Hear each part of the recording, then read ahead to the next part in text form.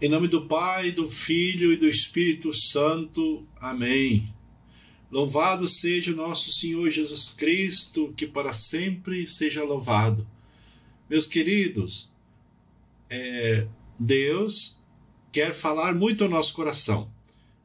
Hoje nós vamos refletir a respeito da nossa vida interior, dentro do tema de espiritualidade, dentro do tema da nossa vida espiritual, da nossa vivência espiritual. Nós queremos refletir sobre a vida interior, ascese e mística. Queremos começar esse assunto, tá? Porque, como nós já explicamos antes, esse assunto ele é longo e ele tem muitas questões que nós podemos tratar, e tem muitas vezes que nós devemos buscar uma compreensão mais profunda daquilo que Deus quer nos falar e daquilo que nós somos chamados a viver. O mais importante de tudo foi o chamado de Deus para nós termos uma vida interior, uma vida espiritual. Queremos também dizer que tudo aquilo que nós buscamos na vida espiritual se reflete no nosso ser, se reflete na nossa comunhão com Deus, se reflete na nossa amizade com Deus. A nossa vida espiritual é o grau de amizade que nós temos com Deus, é o grau de liberdade, é o grau de amor que nós temos com Deus. Primeiramente, eu gostaria de convidar a todos a um momento de oração e pedir a graça do Espírito Santo sobre a nossa vida, sobre o nosso coração. Depois, sim, vamos refletir na Sagrada Escritura, vamos refletir sobre aquilo que Deus nos fala e aquilo que Ele fala que nós devemos buscar, que é uma vida interior, que é uma vida do coração, que é uma vida de entrega, que é uma vida dedicada a Ele, de amor a Ele, e Deus quer que nós sejamos pessoas de vida de oração. Em nome do Pai, do Filho e do Espírito Santo. Amém. Senhor Jesus, nós queremos te louvar e te bendizer nesta noite, Senhor. Queremos pedir, Senhor, o teu Espírito Santo sobre nossas vidas, nossos corações. Queremos te louvar e te adorar, Senhor, pela tua santa presença. Queremos te louvar e te adorar pelo teu grande amor. Queremos te louvar e te adorar porque só o Senhor pode nos dar um coração novo, um coração capaz de amar, um coração capaz de estar ao teu serviço, um coração capaz, Senhor, de te buscar todos os momentos da nossa vida, da nossa caminhada, do nosso coração, e que nós possamos verdadeiramente nos entregarmos a ti, Senhor. Vem, Senhor, derrama o Espírito Santo em nós, Senhor, abre o nosso coração, abre o nosso interior para que a Tua palavra, Senhor Jesus amado, para que a força da Tua palavra transforme a nossa vida e o nosso coração. Nós nos entregamos e nós confiamos na Tua palavra, no Teu amor, na Tua presença. Nós queremos cada vez mais nos oferecermos ao Senhor, nos oferecermos à Tua presença e à Tua bondade. Cada vez mais, Senhor, queremos nos colocar aos Teus pés para Te adorar, Te glorificar e Te bendizer, e que a Tua palavra seja luz para a nossa vida e para o nosso coração. Amém. Ave Maria, cheia de graça, o Senhor é convosco. Bendita sois vós entre as mulheres, e bendito é o fruto do vosso ventre, Jesus. Santa Maria, Mãe de Deus, rogai por nós, pecadores, agora e na hora de nossa morte. Amém. Em nome do Pai, do Filho e do Espírito Santo. Amém. Então, como eu estava falando antes, a teologia espiritual compreende assim o maior percurso da nossa vida, da nossa caminhada, porque nós vivemos no tempo espiritual, nós vivemos a graça espiritual, nós vivemos um amor espiritual de Deus muito grande, e é esse amor que nos impulsiona a termos uma vida melhor, uma vida santa, uma vida digna. Tudo aquilo que você for fazer na sua vida, na sua caminhada, ao exemplo dos santos, né? Ao exemplo de Santa Teresinha do Menino Jesus, ao exemplo de Santa Teresa d'Ávila, ao exemplo de São João da Cruz, ao exemplo de todos os santos e os místicos que viveram profundamente a palavra de Deus, tudo aquilo que nós vivemos interiormente, como de repente, de como está o nosso coração, o nosso interior, é daqui que sai o impulso para toda a nossa vida espiritual, a nossa caminhada. Então o coração é que impulsiona para nós amarmos, o coração é que impulsiona para nós amarmos o irmão, o coração limpo, o coração puro, o coração batizado no amor de Deus, o coração cheio do amor de Deus. É esse que nos leva a termos uma vida transformada, uma vida curada, uma vida melhor, uma vida de amor, uma vida de perdão, uma vida de partilha, em tudo aquilo que você pode querer com manifestação externa, começa do interno. Jesus disse que a boca fala daquilo que o coração está cheio. Então, se o coração está cheio de Deus, a boca vai falar coisas de Deus. Se o coração está cheio de coisas santas, a boca vai falar de coisas santas. Se a nossa vida está cheia da graça de Deus, então o nosso coração sempre vai estar meditando na palavra de Deus. Também quero ir compartilhando com vocês os momentos, os slides, para que vocês possam acompanhar e ler conosco aquilo que nós estamos já colocando diante de Deus e aquilo que nós queremos colocar para cada um de vocês, para que o nosso curso possa ser um aprofundamento. Se não for tudo aquilo que a gente estiver esperando, pelo menos que a gente possa abrir uma porta na nossa vida e na nossa caminhada, abrir uma porta que nos leve a uma profundidade no amor de Deus, que nos leve a uma profundidade na palavra de Deus. Vida interior, ascese mística, né? Depois nós vamos por cada tema, tá? Nós não vamos conseguir em um encontro só explicar aquilo que é ascese mística, mas pelo menos vamos fazer uma pequena introdução do que é, e amanhã continuaremos. Então, a palavra de Deus, ela traz para nós que toda essa vida interior é que faz a diferença em nós.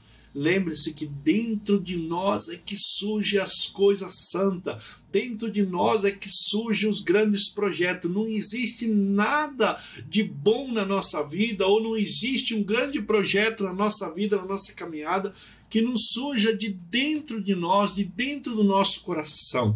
Então é muito importante que do nosso coração surjam os projetos, do nosso coração surja o amor, surja aquela vontade que nós queremos para a nossa vida espiritual. E na nossa caminhada, se a gente não tem uma vida espiritual, nós não vamos conseguir mostrar e nem viver a palavra de Deus. Nós não vamos conseguir mostrar o cristianismo, porque Paulo bem retrata, né?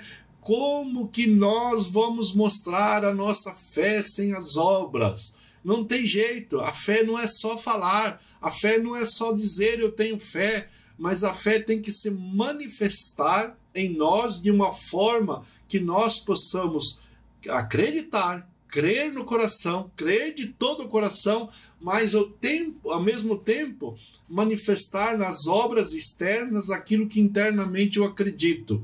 Então, dentro de nós, a mudança começa no nosso coração. A mudança começa na nossa alma. O aceitar as coisas de Deus começa dentro de nós, para depois a gente externalizar aquilo que já está no nosso interior, para depois a gente já viver aquilo que já está em nós. A primeira pessoa que Deus quer curar, somos nós mesmos. A primeira pessoa que Deus quer salvar, somos nós mesmos. Então, por quê? Porque através da nossa salvação, o nosso testemunho de vida será diferenciado. Através do amor de Deus no nosso coração, a nossa vida já fala por si só tudo aquilo que Deus quer falar. e depois também com palavras, né? Que nem dizia São Francisco de Assis, ao qual hoje estamos comemorando, bem que dizia São Francisco de Assis, né? Que se precisavam evangelizar com palavras também, mas primeiro com a vida. Então, para que a nossa vida esteja de acordo com a vontade de Deus, precisamos submeter a nossa vida, nosso coração, submeter todo o nosso ser, nossos pensamentos, nossa alma, nosso corpo, submeter o nosso coração à misericórdia de Deus, ao amor de Deus, para que haja esta grande transformação, para que haja esta grande cura, esta grande mudança interna, porque da mudança interna é que vem a mudança externa. Quando a graça de Deus enche o nosso coração e o nosso coração está cheio do amor de Deus, nós conseguiremos viver intensamente esse amor de Deus e, logicamente, nós vamos viver aonde? Vamos viver na comunidade, vamos viver com os irmãos, vamos transmitir, porque aquilo que está em nós, a força de Deus que está em nós, então sim, nos impulsiona e é transparente, porque a graça de Deus, ela transparece para todo mundo, né? Os vocábulos interiores e interioridade indicam que a experiência com Deus é um encontro cujo núcleo está no segredo e no mais profundo da personalidade humana, né? O encontro com Deus é dentro do coração. Cada pessoa nessa face da terra tem que ter o seu encontro pessoal com Deus, o seu relacionamento pessoal com Deus. Você não vai viver o relacionamento de outra pessoa, você não vai viver o relacionamento de alguém que já tem uma grande intimidade com Deus. Você não consegue viver o relacionamento dessa pessoa, mas você pode pegar elementos da vida de outras pessoas, elementos da vida de santos, para que você possa colocar na sua vida em prática aquilo que é o verdadeiro encontro com Deus. Então, interioridade provém da metáfora in, dentro, que se opõe ao real visto, né? Que se opõe àquilo que a gente vê externamente. Biblicamente, o conceito de interioridade é dominante. Os dois testamentos, né? O Antigo Testamento e o Novo Testamento, exaltam a realidade do coração ou do espírito humano, né? Do coração. O coração não é só um órgão aqui do lado, mas é o interior da pessoa, né? Exaltam a realidade do coração e do espírito humano como lugar de reciprocidade, ou lugar de recepção, ou lugar de comunhão com Deus. Deus habita no meu coração, Deus habita no nosso coração. Então é de dentro de nós que a mudança vem para a nossa vida e para o nosso coração. Paulo usa 3 vezes a expressão homem interior, tá? O Paulo usa 3 vezes essa expressão homem interior. Então, pode pegar aí na sua Bíblia, Romanos 7:22. Romanos 7:22. Romanos 7:22 fala assim: deleito-me na lei de Deus no interior do meu ser.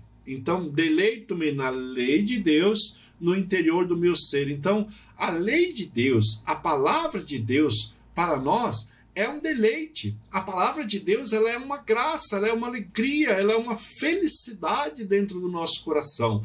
Disse Paulo que, que ele se deleitava. Então, o deleitar quer dizer que ele tinha essa comunhão, esse amor, esse amor imenso, né? Esse prazer, essa felicidade internamente no seu coração. Então, deleito-me no interior do meu ser. Também ali na segunda carta aos Coríntios, capítulo 4, versículo 16. Segunda carta aos Coríntios, capítulo 4, versículo 16. É por isso que não desfalecemos, ainda que o exterior ainda que exteriormente se desconjunte o nosso homem interior, nosso interior se renova a dia. É por isso que não desfalecemos, disse Paulo. Capítulo 4, versículo 16. Ainda que exteriormente se desconjunte nosso homem exterior, nosso interior renova-se dia a dia. Então, o que se renova? Se renova o nosso interior, se renova o nosso coração, se renova dentro de nós. Né? São Paulo estava falando que externamente eu posso passar, eu posso me desconjuntar, eu posso estar todo cheio de problemas e dificuldades, mas o meu interior, o interior se renova dia a dia na graça de Deus. Como que se renova? Do meu encontro com Deus, da minha oração, da presença de Deus na minha vida, da presença de Deus no meu coração. Por isso que nós somos chamados a viver interiormente a palavra de Deus e a buscar ela de uma forma transformadora em nossa alma, em nossa vida e em nosso coração. Também na carta aos Efésios, pega aí comigo na Sagrada Escritura, Efésios 3:16. Efésios 3:16. Efésios 3:16 fala assim: para que vos conceda, segundo o seu glorioso tesouro, que sejais poderosamente robustecidos pelo seu Espírito, em virtude do crescimento do vosso homem interior. Então, ele está falando que nós devemos ser robustecidos, ou melhor assim, sermos cheios, né? Sermos cheios dessa graça de Deus, para que em nós o homem interior seja o destaque não seja a nossa vida externa, mas a nossa vida interna, o nosso coração, dentro de nós, que nós possamos levar esta palavra de Deus. Então São Paulo, ele nos fala a respeito do homem interior, para que nós possamos viver cada vez mais a sua palavra. Interiormente, você estando bem, você é uma pessoa forte. O seu coração estando bem, estando cheio da graça de Deus, você é uma pessoa forte. Em nossa vida, em nossa caminhada, nós devemos sempre procurar fortalecer aquilo que é interno primeiramente, para que o externo depois se manifeste. Então, devemos buscar em Deus aquilo que é interno na nossa vida e no nosso coração. E na Bíblia, interiormente, se refere sempre ao lugar do encontro com Deus, tá? Quando a Bíblia se refere ao interiormente, é o lugar do encontro com Deus, é o lugar da manifestação de Deus na nossa alma, no nosso espírito, no nosso interior, no nosso coração. Então, aonde Deus se manifesta em nossa vida. E por isso é que a tradição cristã indica o recolhimento como meio de união com Deus. O que é um recolhimento? O recolhimento é você procurar um lugar adequado para você estar com Deus, né?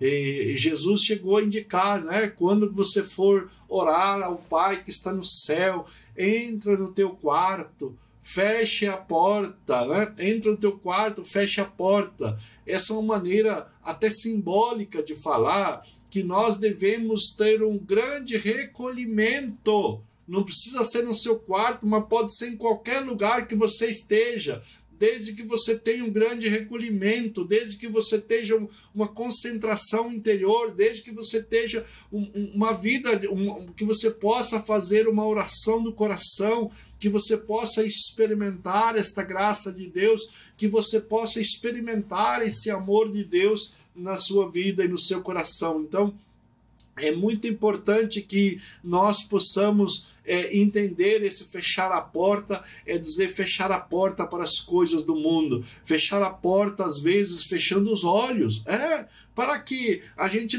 não se distraia com a nossa visão, com o visual, com aquilo que estamos vendo, com aquilo que estamos observando, e deixamos de receber no nosso coração a presença de Deus. Possamos nos recolher, possamos olhar para dentro de nós, olhar para o nosso coração, possamos ter aquele momento de união e intimidade com Deus, aquele momento de conversa e de oração, e possamos buscar em Deus aquilo que Ele quer falar à nossa vida, ao nosso coração.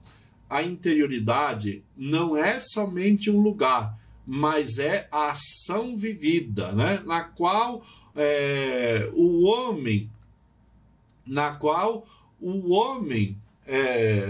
a interioridade não é somente um lugar, mas é a ação vivida no qual o homem se deixa construir como lugar da presença de Deus. Então você começa a construir em você mesmo, na sua vida, um lugar como na presença de Deus, como o lugar do seu interior com presença de Deus. Enfim, sem esse objetivo de entrar em comunhão com Deus, a interioridade se torna intimismo, alienação, desprezo do mundo e incomunicabilidade. Então, sem esta presença de Deus, sem esta comunhão com Deus, tudo que você vê por aí, daquilo que te leva a uma interiorização sem Deus, daquilo que te leva a uma meditação sem Deus, daquilo que te leva a uma presença de coisas, em vez de ser a graça de Deus, em vez de ser a presença de Deus, né? Isso é individualismo, é intimismo, é alienação, é desprezo. Você não pode não desprezar o mundo, mas você pode se recolher do mundo das atividades, das lutas, para que você possa, com Deus, estar no seu coração. Então, aí começamos a observar a ascese, né? A palavra vem do grego, asken,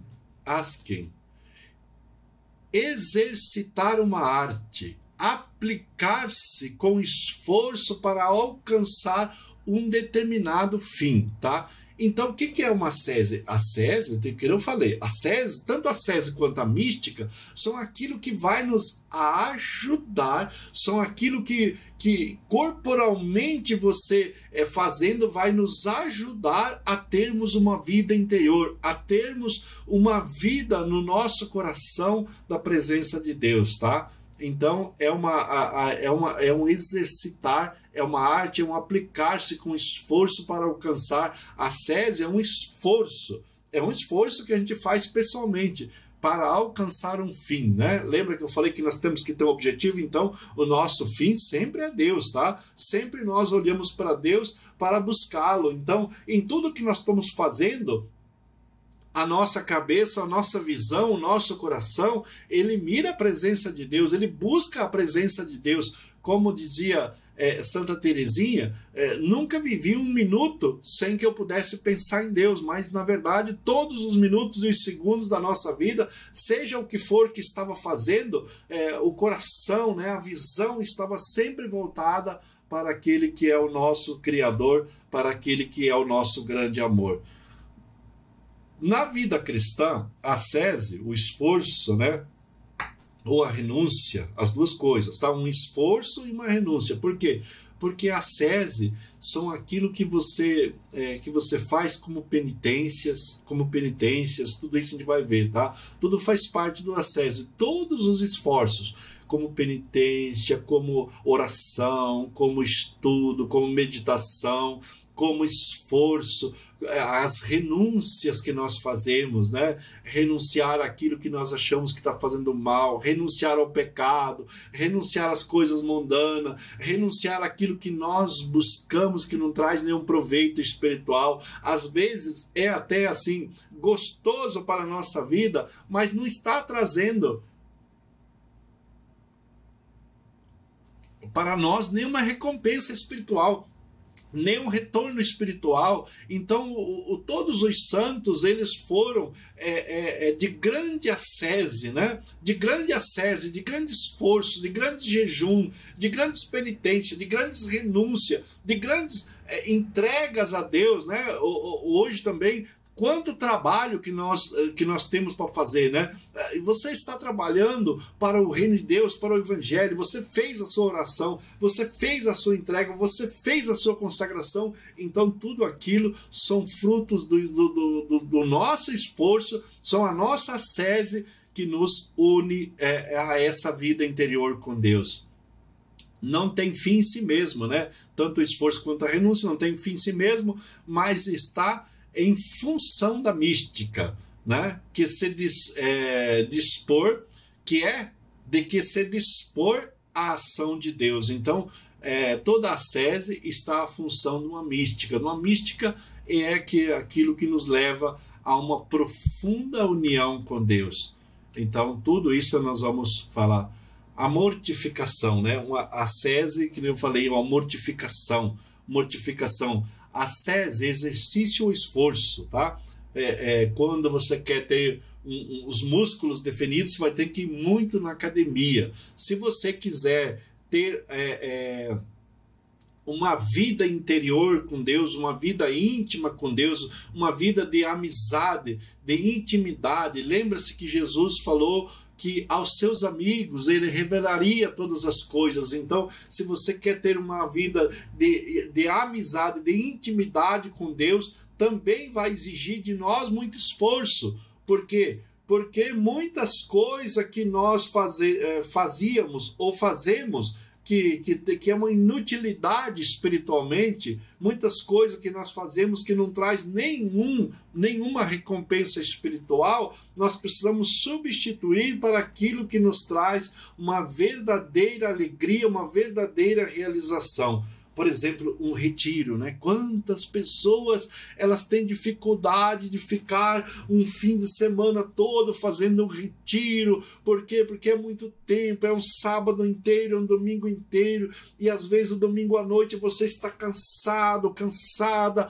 mas olha, tem aquela recompensa interior tão enorme, tem aquela recompensa na alma, no coração. Seu corpo pode estar exteriormente todo desgastado, todo cansado, precisando de repouso, mas a sua alma está feliz, está em paz, está realizada, está vendo que você passou um fim de semana com Deus no retiro, aprendendo, caminhando, fazendo penitência, fazendo exercícios espirituais para a sua vida. O sentido da ascese é determinado pelo fim que se propõe a alcançar. Então, o sentido da ascese é determinado pelo fim que você se propõe a alcançar. Então, vou fazer penitência em favor disso, né? Tem gente que faz grandes penitências, grandes jejum, tem gente que faz esforço, tem gente que faz novenas, tem gente que levanta de madrugada para rezar como penitência, tem gente que reza 11 horas, meia-noite.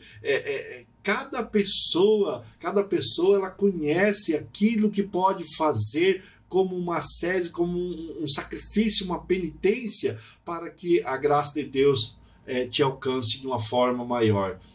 Depois de um excesso de penitência na vida cristã em geral e na vida religiosa no passado, hoje vivemos numa época onde as mortificações e a própria ascese está em crise, né? Hoje ninguém quer falar disso, isso que o autor está falando aqui.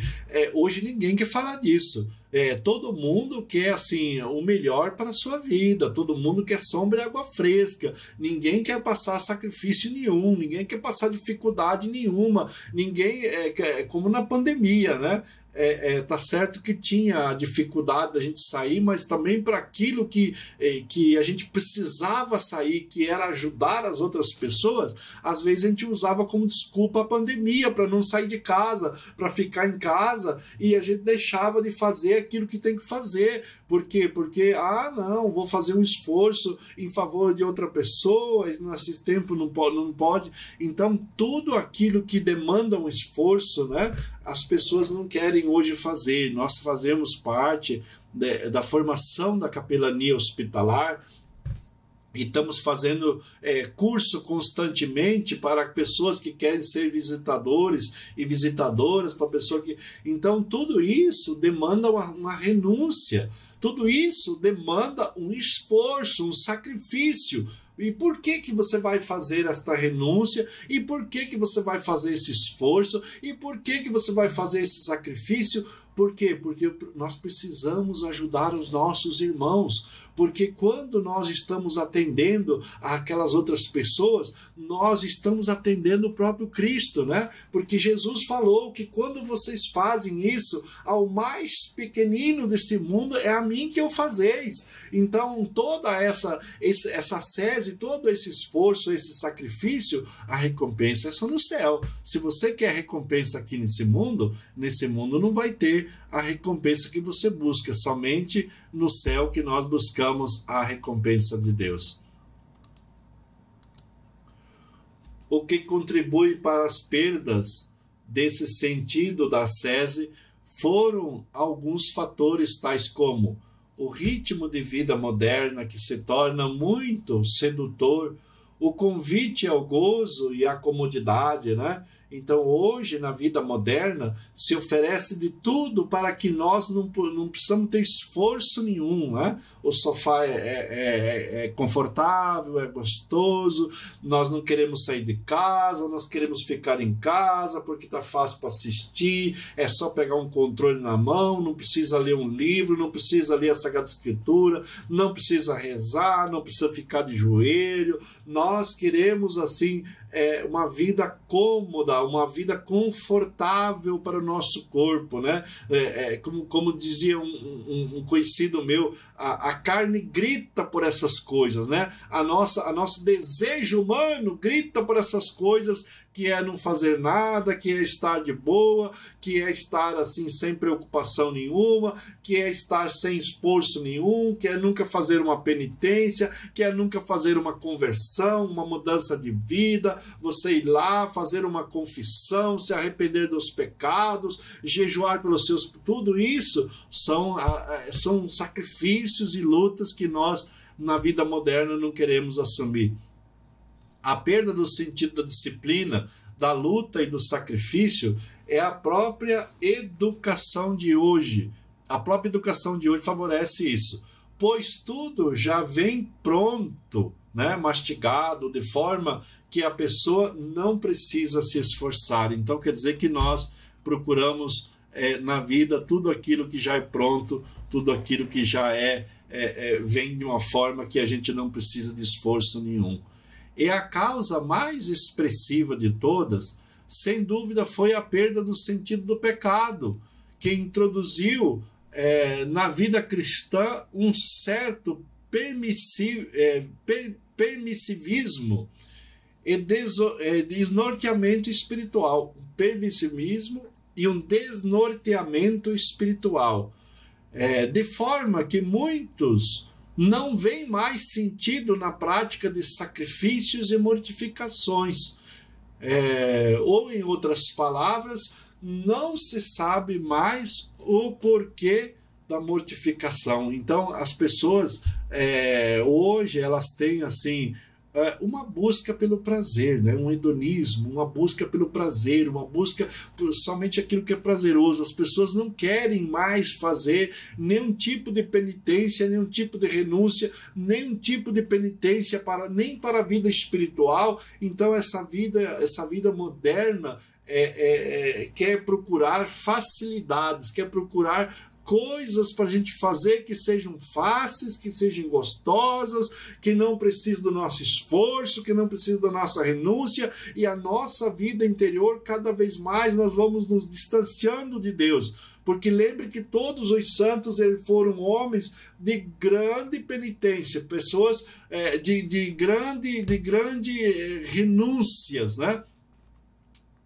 Os santos foram de grande esforço, né? Tiveram grandes esforços em suas vidas para que eles pudessem alcançar os bens espirituais, esqueceram dos bens materiais, esqueceram dos confortos para a alma e para a carne.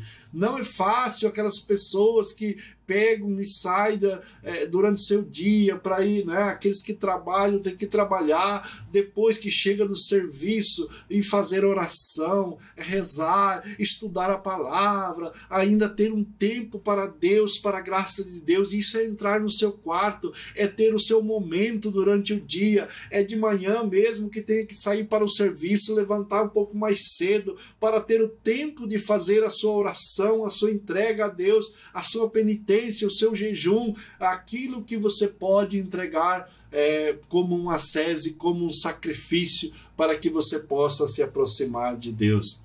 Mas a ascese é uma condição necessária. Toda a vida cristã autêntica, pois sem sacrifício, exigência pessoal da vida espiritual, não progride, né? A vida espiritual não progride se você não tem aqueles sacrifícios que a vida espiritual exige. A vida espiritual exige, sim, sacrifícios, disciplinas, esforço para a oração, esforço para a meditação, esforço para tudo. Para tudo existe a nossa contribuição, para tudo existe a nossa entrega, para tudo existe a nossa doação. Deus já se doou inteiramente para nós. Deus doou tudo aquilo que nós precisamos para que termos essa vida espiritual, essa vida de amor, essa vida de comunhão com Deus.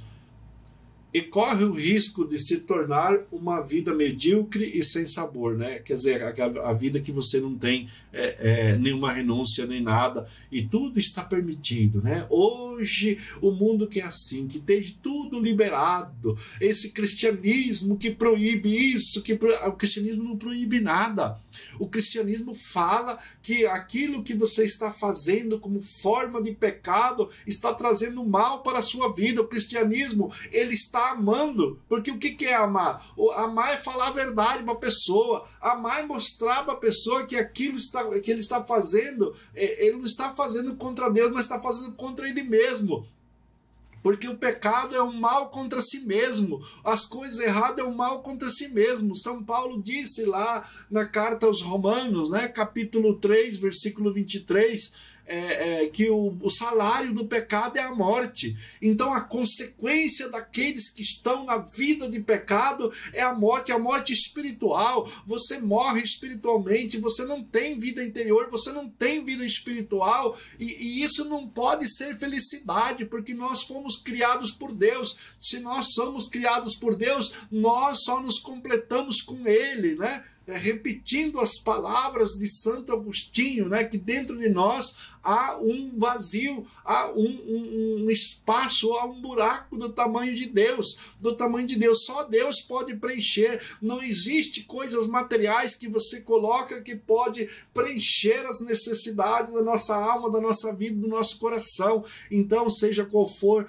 a vida de ascese que Deus coloca na sua vida, seja qual for as mortificações para que você tenha uma vida mística, né? Uma vida mística é uma vida com Deus, uma vida de amizade, uma vida de amor, é uma vida interior. Seja qual for o que Deus coloca, aquilo é o melhor para nós. Deus sabe o que é melhor para nós. Agora vamos nós ditar as ordens para Deus? Não.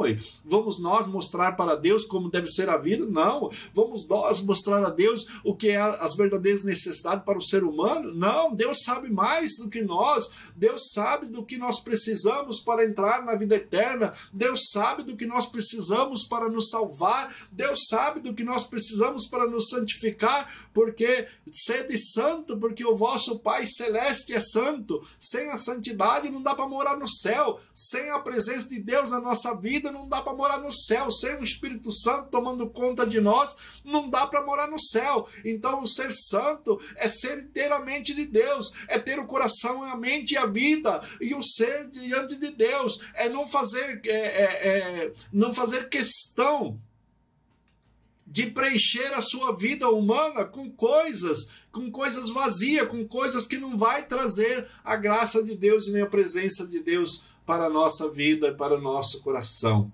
Entretanto, a vida cristã é simultaneamente dom de Deus, né? A vida cristã, a nossa vida cristã é dom de Deus, é presente de Deus, tá? Dom é presente de Deus e compromisso da parte do homem. Então, é um presente de Deus para nós a vida humana, mas é um compromisso da parte do homem de estar ligado a Deus. Nós devemos estar ligados. Isso é religião. Religião é um religar, é um ligar constantemente a Deus, estarmos ligados na sua palavra, no seu amor, na Santa Eucaristia, nos sacramentos que são colocados por Deus a nós para nos santificarmos, para nos unirmos a Ele. Que deve empenhar-se para corresponder ao antigo e sempre atual convite de Cristo, né? Marcos 8:34. Se alguém quiser vir em meu seguimento, renuncie-se a si mesmo, tome a sua cruz e siga-me. Jesus não falou que ia ser fácil. Jesus não falou dessa facilidade. Jesus não falou que se você viesse para a igreja, você iria comprar casas e mais casa, carros e mais carro, que você ia ter empresas, ter prosperidades, que você não ia mais precisar de médico, que você não ia precisar mais de nada, porque você veio para Deus, você veio para a igreja, Deus vai resolver todos os seus problemas. Essa teologia da prosperidade é a enganação, não é isso. Jesus nunca falou isso, Jesus nunca colocou isso para nós. Isso aí são pessoas nos enganando para que nós possamos viver na falsa religião, no falso evangelho, naquilo que Jesus falou que é uma falsidade, aquelas pessoas que vêm pregar isso para nós, mas que nosso Senhor, ele coloca exatamente essas palavras que ele diz no Evangelho de São Marcos: se alguém quiser vir em meu seguimento, né? Se alguém quiser vir depois de mim, tome a sua cruz, né? Em outra tradução chega a falar: tome a sua cruz de cada dia. Todo dia você pode tomar a sua cruz. O que é a sua cruz? É tudo aquilo que são obstáculos e dificuldade na nossa vida, na nossa caminhada. Então a cruz, ela é salvadora em todos os sentidos. A cruz da dificuldade, ela é salvadora. Os problemas são as nossas cruzes que são salvadoras. Então, seja os problemas, seja as dificuldades, os problemas com as pessoas da família, os problemas com as pessoas da sociedade, né? Quantas pessoas hoje que renunciam de viver no meio do ser humano, porque acham que o ser humano se tornou uma pessoa muito estranha, muito difícil de convívio, e vive com animais, pessoas que tem gente que gosta mais de cachorro e de gato do que de gente. Por quê? Porque não querem mais viver a palavra de Deus, não querem aceitar aquilo que Deus falou, que o ser humano é esse que nós devemos viver, é esse que nós devemos amar, é esse que nós devemos perdoar. E se errou 100 vezes, 100 vezes vamos perdoar. E se errou 1000 vezes, 1000 vezes nós vamos perdoar, como nós somos perdoados também. Nosso Senhor não pede explicação dos nossos pecados, não pede explicação da nossa vida, mas Ele nos perdoa amorosamente. Ele nos dá a graça de nós vivermos amorosamente a sua palavra. Então, aquilo que Deus nos chama a viver é aquilo mesmo que nós temos que viver para a nossa felicidade. A nossa felicidade está em fazer a vontade de Deus. Fazer a vontade de Deus está a felicidade do homem, está a realização do homem, está aquilo que Deus constituiu o homem para ser, né? Está aquilo que vai preencher a alma, a vida e o coração do homem. Há mais alegria em dar do que receber. Então muitos querem receber isso, receber aquilo, mas só que o seu coração nunca vai ser preenchido desse jeito. Alguém pode te dar tudo que você necessita, nunca a sua vida vai ser preenchida desse jeito, porque há mais alegria em dar do que receber. Quer dizer, você conquistar, você pescar um peixe é muito melhor que você ganhar o próprio peixe.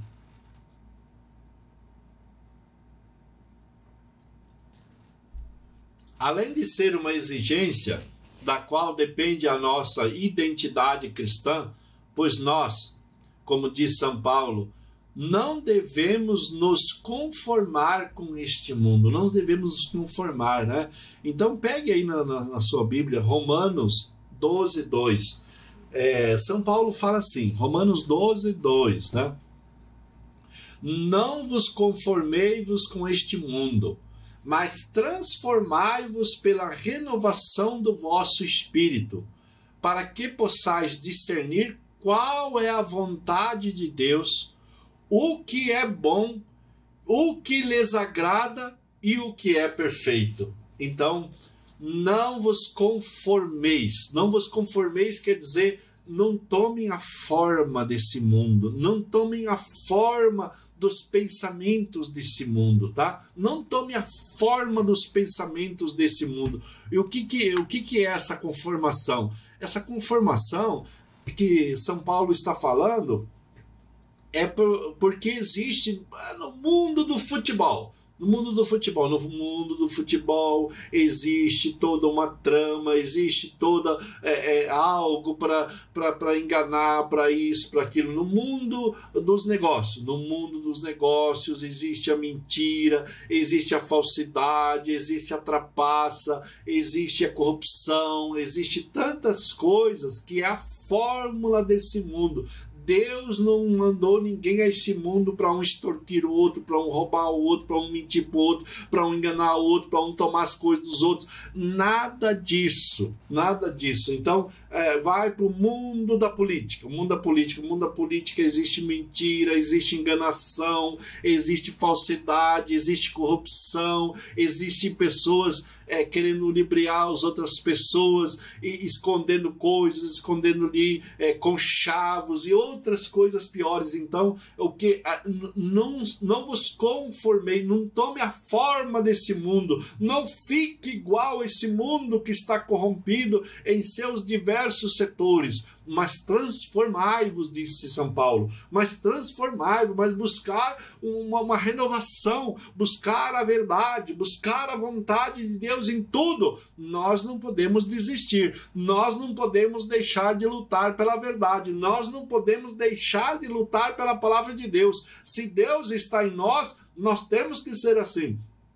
É o nosso comportamento, é a nossa forma de viver, porque aquilo que está em nós é maior do que aquilo que está no mundo. Aquele que está em nós é que traz a santidade, é que traz a vida espiritual, e que traz também, que norteia também todas as nossas atitudes. Então, não vos conformei, não tome a forma desse mundo, né? Disse São Paulo, não tome a forma desse mundo, mas transformai-vos pela renovação do vosso espírito. Então, vamos nos renovando todo dia buscando em Deus essa renovação, todo dia buscando força em Deus para dizermos não ao pecado e sim a Deus, todo dia buscando a força em Deus para dizermos sim às coisas que Deus quer de nós, sim às coisas certas, sim às coisas virtuosas, sim às coisas santas, sim às coisas puras, sim àquilo que Deus propõe para nós, né? Discernir, para que possais discernir qual a vontade de Deus. Quer dizer, São Paulo falou, quando você está no mundão, você não consegue mais discernir qual a vontade de Deus. Então você está entregue no mundão, você está entregue ao pecado, e daí você vai gerando pecado sobre pecado, sobre pecado, e vai amontoando pecado sobre pecado.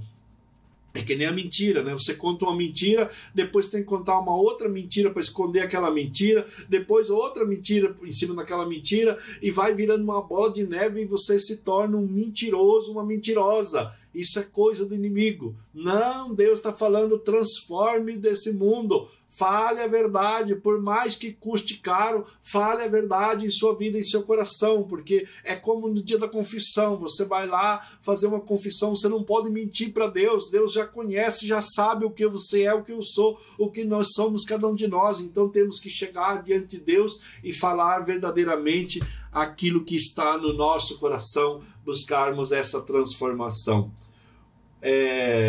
Buscar fazer a vontade de Deus, o que é bom, o que lhes agrada e o que é perfeito, né? Então buscar fazer a vontade de Deus, o que é bom, o que agrada a Deus e o que é perfeito diante de Deus. Perfeito é uma questão, é uma santidade, tá? A perfeição. Então nós temos que buscar, sim, de São Paulo buscar e fazer as coisas de Deus. Não quer dizer que da noite para o dia vai acontecer e nós vamos sermos transformados. Não, nós vamos caminhar na luta, né? Na sese, no sacrifício, na renúncia, na dificuldade, buscando a Deus, rezando cada vez mais, caindo. Então a gente vai lá, se arrepende, se confessa, retoma a nossa vida espiritual e assim nós caminhamos conforme a vontade de Deus.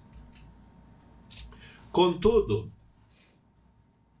recuperar hoje o sentido da ascese e da mortificação não deve consistir em ficar suspirando pelas práticas penitenciais do passado, nem em retomar simplesmente as práticas exteriores de penitência, mas sim em descobrir a necessidade de reorganizar a própria casa.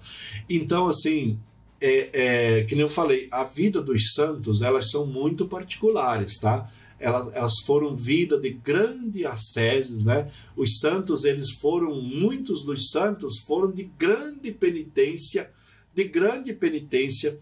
e às vezes a gente lê a vida de um santo, né? A gente lê a vida de um São Francisco de Assis, lê a vida de um Santo Agostinho, lê a vida de Santo Ambrósio, lê a vida dos santos, e a gente acha que nunca vai chegar naquela estatura, naquele nível de santidade.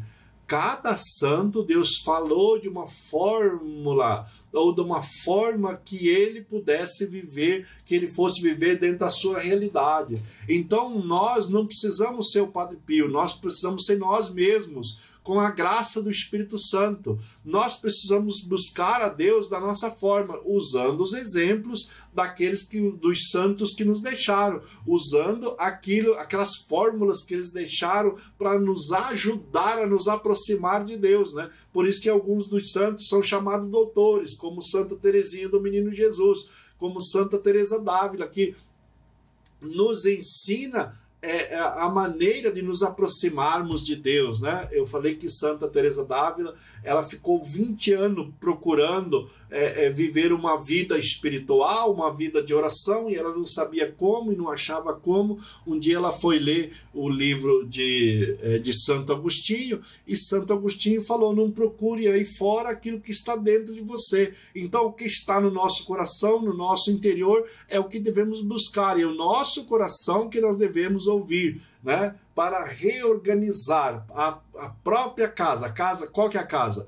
A casa é o meu corpo. Nós somos templo do Espírito Santo, disse São Paulo aos Coríntios. Então, a nossa casa é templo do Espírito Santo. O nosso corpo é templo do Espírito Santo. Então, nós devemos buscar reorganizar a nossa vida, o nosso coração, a nossa casa, o nosso corpo, a nossa alma, o nosso espírito, para nos oferecermos como dons aos outros, para nos oferecermos, que nem eu falei, se você quer, seja evangelizar, seja trabalhar para o reino de Deus, pode ser evangelizar, pode ser levar a palavra, pode ser visitar doente, pode ser catequese, pode ser ministro, aquilo que você quiser fazer da sua vida, de acordo com que você está cheio da graça de Deus e cheio do Espírito Santo. Então sim, a graça de Deus vai fazer com que você se ofereça para as outras pessoas vão enxergar em você o diferente, vão enxergar em você a vida nova, vão enxergar em você que você é uma pessoa de Deus. Então em tudo que você for fazer, Deus vai estar em primeiro lugar, Deus é que vai estar guiando a sua vida e o seu coração, mas é preciso deixar Deus transformar o nosso coração, né? Hoje são muitos sofrimentos, são muitas dores, são muitas feridas, são muitas machucaduras, são muita falta de perdão, muita falta de amor. Então o nosso coração precisa ser curado quanto mais melhor. Por exemplo, ao falarmos de mortificações hoje, esta não deve consistir simplesmente em um ato de matar as paixões, né? A mortificação não é só um ato de matar paixões mundanas. De repente, cada um vai sair por aí fazendo o que quer, de jeito nenhum.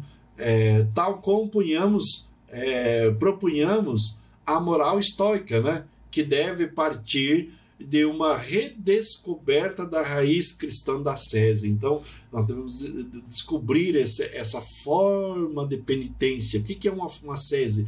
Uma ascese é você sentir vontade de fazer alguma coisa que você, na sua cabeça e na sua mente, na sua inteligência, você sabe que aquilo é errado e você falar, não vou fazer isso, isso não é correto, né? Lembra os nossos pais, os nossos avós, eles tinham muito dentro de si e você conversava com eles, isso está certo, isso está errado, isso está certo, isso está errado, eles não deixavam que a gente pudesse entrar em coisas duvidosas, mas que a gente pudesse viver intensamente a palavra de Deus.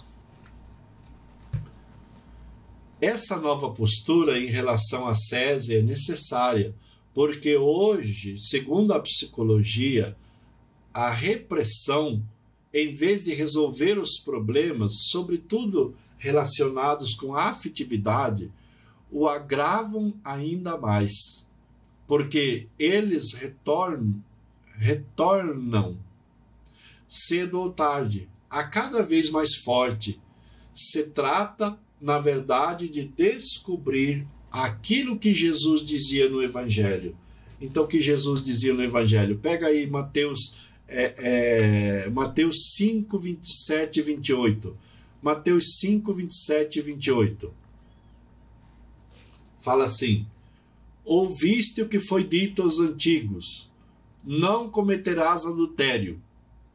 Eu, porém, vos digo, todo aquele que lançar um olhar de cobiça para uma mulher, já adulterou com ela em seu coração. Né? Então, na lei antiga, falava assim, ouviste o que foi dito, né? Não cometerás adultério. Então, se você saísse com uma outra mulher que não fosse a sua, ou vice-versa, né? A mulher com um homem que não fosse o seu marido, você cometeria adultério. Mas Jesus aprofundou isso, né? Jesus levou isso à santidade, à perfeição.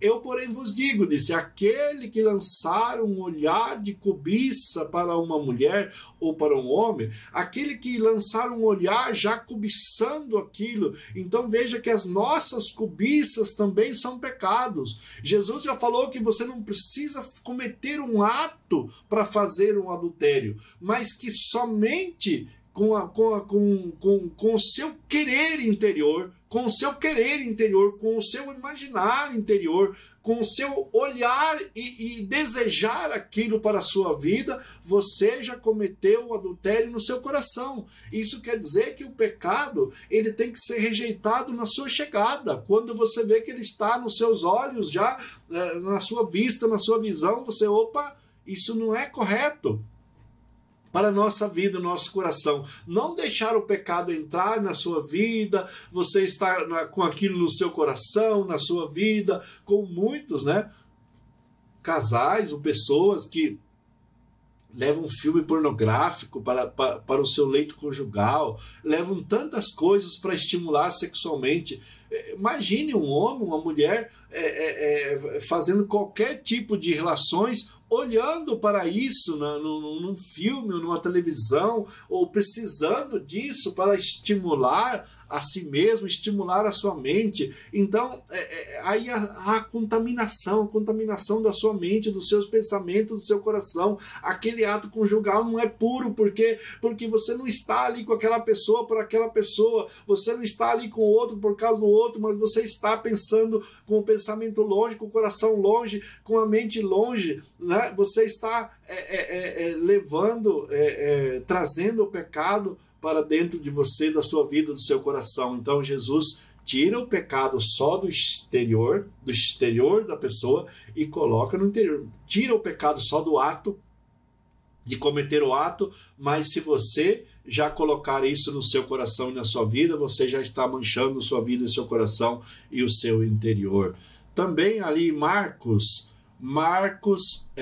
7, Marcos 7, 16, Marcos, no Evangelho de Marcos, capítulo 7, fala assim, discussão com os fariseus. Olha o encontro de Jesus, porque Jesus ele é o nosso Senhor, ele é o nosso mestre, é a ele que nós devemos ouvir, é a ele que nós devemos escutar. O que ele fala para nós são palavras de vida eterna, né? Lembra que os apóstolos falaram diversas vezes: Senhor, a quem iremos, né? Quando Jesus falou para os apóstolos que a multidão começou a ir embora, porque ele começou a falar do pão da vida, e então Jesus falou: vocês querem ir embora também? Então os apóstolos falaram para Jesus: Senhor, a quem nós iremos? Só o Senhor tem palavras de vida eterna, só o Senhor tem a eternidade, só aquilo que o Senhor fala que tem eternidade. As outras palavras do mundo aí, as outras palavras que a gente escuta no mundo são somente palavras. As outras palavras que a gente escuta por aí são somente palavras. Pode ser bonita, pode ser frases bonitas, pode ser poemas bonitos, mas não são de vida eterna. As únicas palavras de vida eterna é aquelas faladas por nosso Senhor Jesus Cristo. Então é tão importante nós buscarmos esse conhecimento sempre em cima da palavra de Deus, né? A igreja sempre nos transmite a palavra de Deus para que a gente possa estar sempre fundamentados em Jesus Cristo, para que através das palavras de Cristo o nosso coração seja purificado, porque só as palavras de Jesus que têm o poder de purificar, que têm o poder de curar, que têm o poder de transformar, que têm o poder de perdoar, que têm o poder de realizar em nós as graças, as curas e os milagres. Outras palavras, sendo bonita ou sendo mais ou menos, elas não têm esse poder. As de Jesus têm esse poder. Então, Marcos capítulo 7, Evangelho de Marcos capítulo 7, fala assim: os fariseus e alguns dos escribas, vindo de Jerusalém, tinham se reunido em torno dele, e perceberam que alguns dos seus discípulos comiam o pão com as mãos impuras, isto é, sem lavar. Com efeito, os fariseus e todos os judeus, apegando-se às tradições dos antigos, não comem sem lavar cuidadosamente as mãos.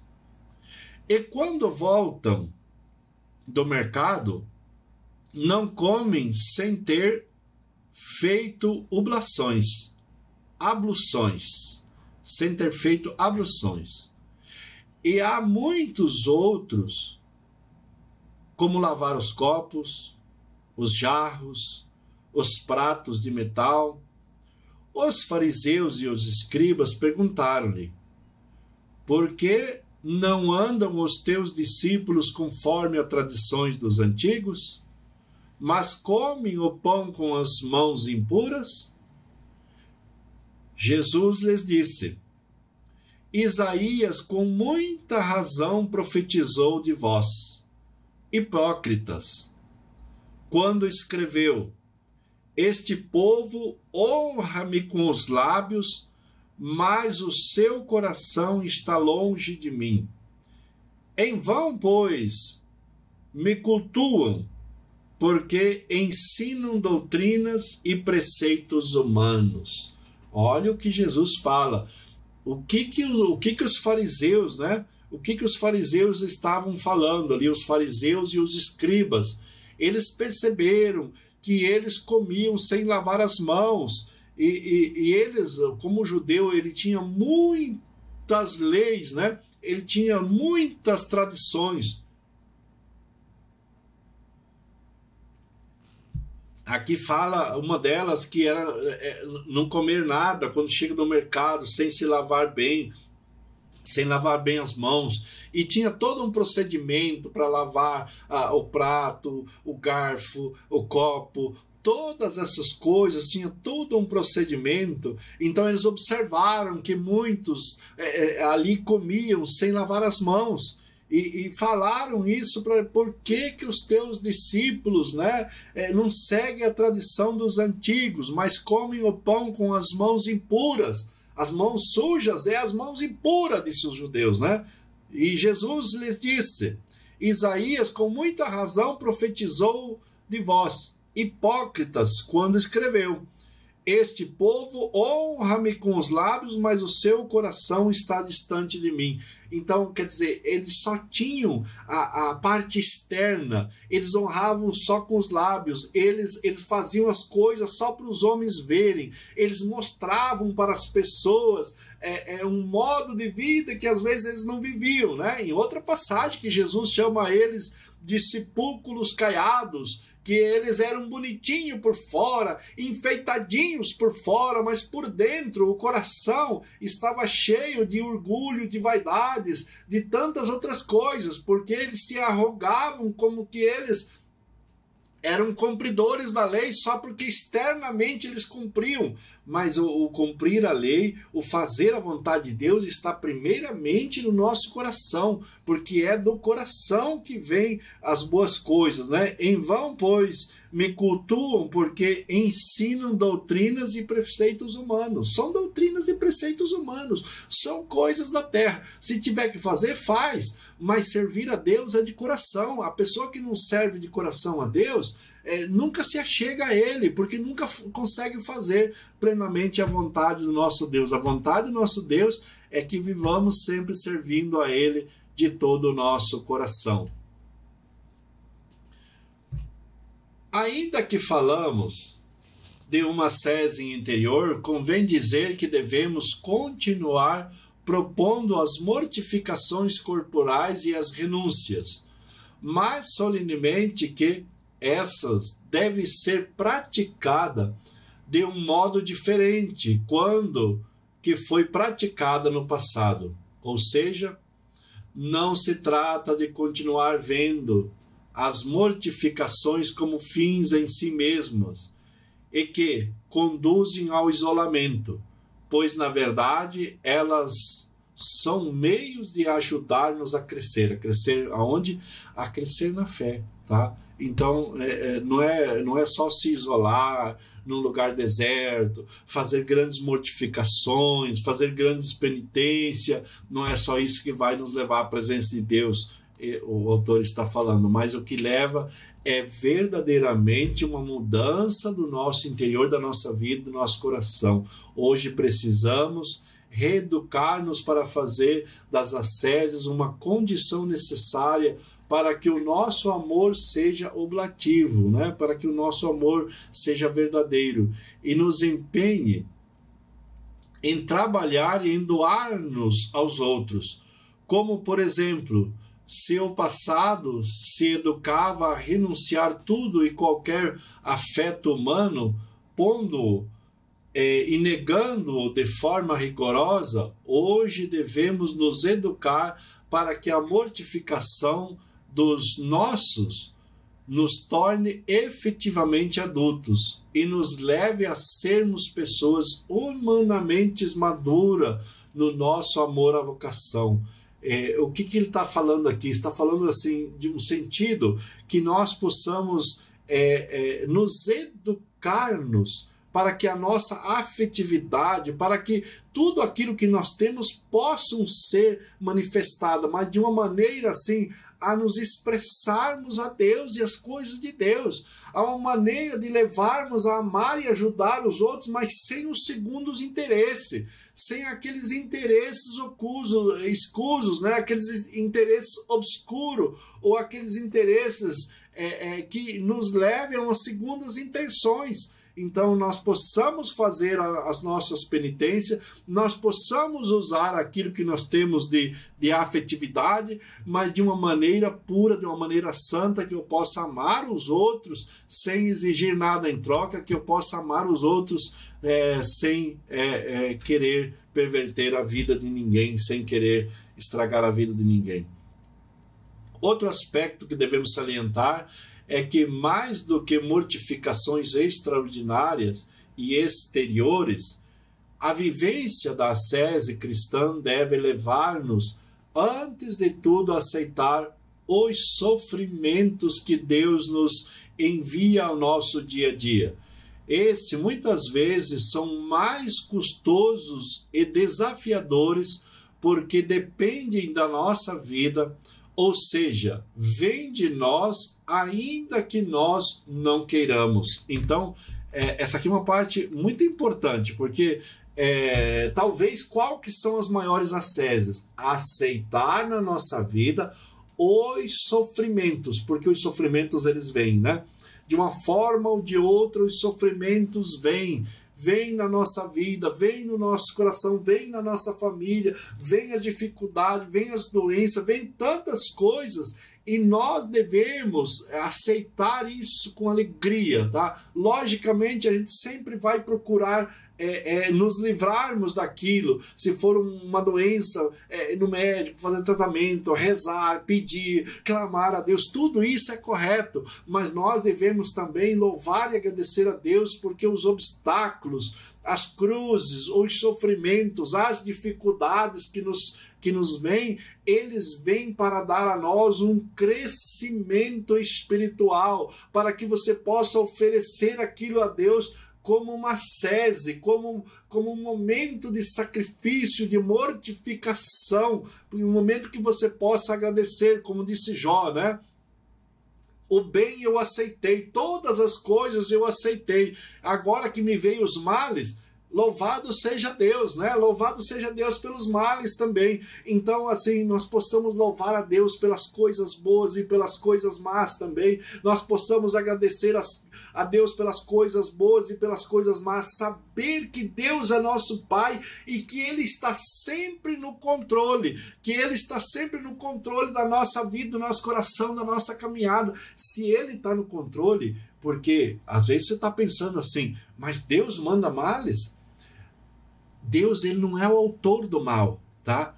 Mas tudo que acontece na nossa vida é com a permissão de Deus. Se está acontecendo qualquer mal na nossa vida, no nosso coração, na nossa igreja, na nossa família, no nosso país, no mundo, é com a permissão de Deus, porque Deus é o Todo-Poderoso e Ele está no controle de todas as coisas. Não tem como o diabo fazer alguma coisa se não tiver a permissão de Deus. Não tem como o diabo se levantar contra as coisas de Deus, porque Deus é mais poderoso que tudo, porque Deus pode derrotar tudo. Então, tudo aquilo que acontece conosco, também tem a permissão de Deus. E se Deus, que é Pai, que é amor, que é misericórdia, Ele permite que algum mal venha contra nós, aquele mal é para ser transformado num bem. Aquele mal é um bem para nós, é uma correção necessária para a nossa vida, para o nosso coração, uma correção necessária para a nossa caminhada, é uma dificuldade necessária, é uma cruz necessária, como a cruz de Jesus foi necessária. Mas por que Jesus teria que passar na cruz, passar toda aquela humilhação? Por que Jesus precisou de sofrer tanto assim? Por que Jesus precisou de ser humilhado, de carregar a cruz, de morrer pregado na cruz? Justamente o sofrimento de Jesus é para a minha, para a sua, para a nossa salvação. Jesus, ele carregou aquilo que era o meu peso, aquilo que era o meu pecado, que era a minha dor. Então eu tenho que carregar também a minha dor, o meu peso, o meu pecado todos os dias e procurar buscar em Deus tudo aquilo que possa modificar a minha vida, o meu coração, a minha alma, tudo aquilo que eu possa ser agradecido a Deus, tudo aquilo que eu possa ser, tudo aquilo que eu possa louvar e bendizer a Deus pela minha vida, pelo meu coração, pelos acontecimentos, as coisas boas e as coisas más também. Em tudo dai graça, porque essa é a vontade de Deus ao vosso respeito, né? Em tudo dai graças. Então, dá graça pelas coisas boas, né? Te louvo, Senhor, pelas coisas boas. Te louvo também pelas dificuldades, Senhor. Te louvo, Jesus, pelas cruzes e pelo peso. Te louvo, Senhor, pelas coisas que são mais difíceis. Te louvo, Senhor, por aquelas coisas que nos levam a uma vida de oração, que às vezes as dificuldades nos levam a uma oração mais profunda, a uma comunhão maior com Deus, a uma comunhão maior com Jesus. Então as dificuldades do mundo sempre são para isso. Deus, às vezes, ele deixa as coisas ruins baterem a nossa porta justamente para a gente buscar nele a solução, para buscar nele a misericórdia, para buscar nele a libertação daquele mal que nós possamos ou que nós estamos passando, estamos precisando. Outra coisa que devemos dizer a respeito da mortificação corporal é que esta é necessário para frear os nossos ímpetos de gozo corporal e para combater a concupiscência da carne, né? Então, assim, as dificuldades, às vezes o chicote, ele vem justamente para refrear em nós os apetites da carne, porque a carne, ela deseja só as coisas carnais, né? A visão da carne é só buscar o prazer pelo prazer, ela não tem compromisso com nada, a carne só quer coisas prazerosas, só quer coisas que trazem prazer para si mesmo, só quer coisa que satisfaça, não quer fazer penitência, não quer fazer sacrifício. A nossa carne é assim, ela precisa ser disciplinada com o evangelho, ela precisa ser disciplinada com a palavra de Deus, ela precisa ser colocada debaixo do senhorio de Jesus, para que nós possamos viver cada vez mais a palavra de Deus, possamos viver mais a vontade de Deus e aquilo que Deus nos traz. Não permita que o seu corpo, que os seus desejos possam te levar a uma profunda escuridão espiritual. A mortificação do corpo não deve traduzir-nos simplesmente em uma condenação do corpo, né? O angelismo, desprezo do corpo e da sexualidade, mas deve visar a uma libertação da pessoa que não progride porque se vê aprisionada por causa de partes sensíveis, né? Sensitiva. Então, de partes sensíveis do seu corpo. Então, nós devemos procurar não desprezar o corpo, tá? Como os platônicos, que a alma era a coisa maravilhosa, mas o corpo é só pecado, o corpo é uma prisão. Isso é coisa dos agnósticos, tá? É coisa dos platônicos, que acham que o corpo é uma coisa ruim. Tudo que foi criado por Deus para nós é bom. Nossa alma é boa, o nosso corpo é bom, todo o nosso ser é bom. Nós que devemos aprender a sermos uma pessoa equilibrada, né? Uma pessoa justa. Sabe o que é pessoa justa? Não é aquela pessoa que faz justiça, tá? Não é um justiceiro. A pessoa justa é uma pessoa ajustada. José, o esposo de Maria, na Sagrada Escritura, ele é chamado de um homem justo, quer dizer, um homem ajustado na sua sexualidade, ajustado nas suas paixões interior, ajustado nos seus pensamentos, ajustado em tudo aquilo que for fazer, equilibrado, é uma pessoa ajustada. Então devemos buscar justamente sermos pessoas ajustadas, não pessoas aprisionadas por vícios ou por queda, por fraquezas, mas pessoas ajustadas para a graça de Deus. Nesse campo, São João da Cruz é um verdadeiro mestre espiritual. Nas suas obras, Subida do Monte Carmelo e Noite Escura, ele nos traz muitas luzes sobre o assunto em questão, tá? Então, já fica aí, inclusive, a recomendação dos livros, né? Os dois livros, Subida do Monte Carmelo e Noite Escura. Você que gosta de progredir na vida espiritual, leia esses autores espirituais que vão falar de uma maneira clara a respeito do nosso corpo e a respeito daquilo que é viver uma vida interior, uma vida de penitência, uma vida com a graça de Deus, uma vida que possa ser assim, porque às vezes na visão do mundo eles olham e eles acham que o cristão é uma pessoa reprimida, é uma pessoa que se põe em um monte de limites. E não é verdade. Nós vivemos a verdadeira liberdade, porque você ser de Deus é você viver a verdadeira liberdade. A alegria do nosso coração em viver a palavra de Deus, a alegria do nosso coração em servir a Deus, a alegria do nosso coração em termos em sermos castos, a alegria do nosso coração em poder dizer não às coisas ruins e sim a palavra de Deus. Então, assim, não é uma prisão, pelo contrário, é uma libertação. Prisão é quem é prisioneiro de algum vício. A pessoa é prisioneira de uma perturbação na área sexual. Essa é uma prisão. A prisão da bebida, a prisão de tantas outras coisas, da droga, a prisão da pessoa que está distante de Deus e não consegue enxergar o seu pecado, né? Está aprisionado pelo pecado, a prisão da mentira, a prisão da falsidade, a prisão da corrupção. Isso são prisões. Prisão, a pessoa está prisioneira daquele mal, um demônio que está aprisionando aquela pessoa. Agora não, a pessoa com Deus, ela é uma pessoa liberta de todas as coisas. Ela não quer fazer porque ela é muito mais feliz com Deus e não precisa dessas coisas para trazer qualquer recompensa para a sua vida, porque ela já tem tudo. A respeito das mortificações, ele nos ensina, né? Ele, São João da Cruz, ele nos ensina que devem ser praticadas de modo equilibradas, tá? Deixa eu colocar para vocês, passar também. Então, de modo equilibrada, respeitando as condições corporais de cada pessoa. Olha, recomendação de São João da Cruz, né?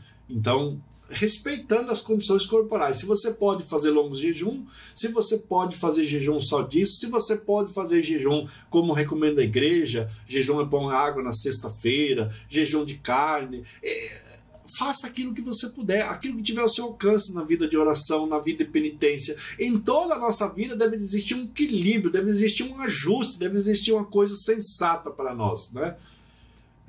Ou de um confessor, para que não caia numa busca de satisfação pessoal, sabor moquista, ou sadomasoquista, né? O sabor ou masoquista, né? O que ele está falando aqui é uma penitência forte, uma penitência masoquista.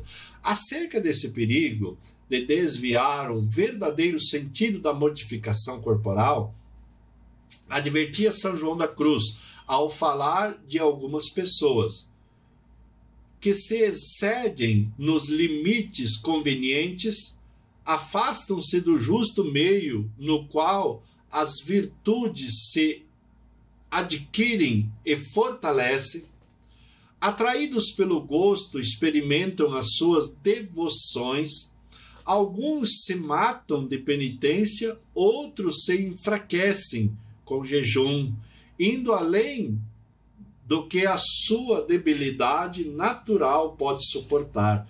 Então, São João da Cruz aqui está falando de que haja um grande equilíbrio em nós.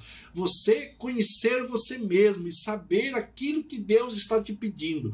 Qual que é a justa medida? A justa medida da oração, a justa medida da penitência, da renúncia, aquilo que você deve fazer, não fazer de uma forma exagerada, fora do seu limite, do seu normal. Isso vai te atrapalhar muito espiritualmente.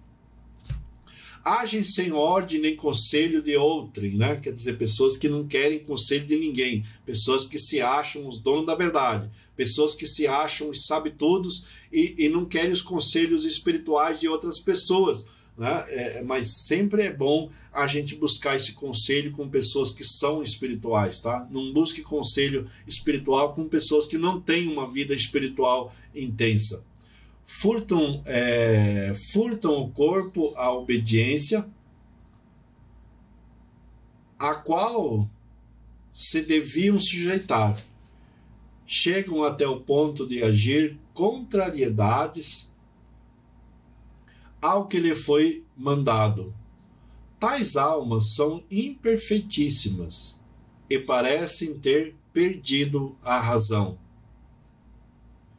Colocam a sujeição e obediência, isto é, a penitência racional e discreta, aceita por Deus, como o melhor e mais agradável sacrifício, debaixo da penitência física, que, separada da primeira, é apenas sacrifício animal, e que, como animais se movem pelo apetite e gostos ali oferecidos, e como todos os extremos são viciosos, com este modo de agir, são os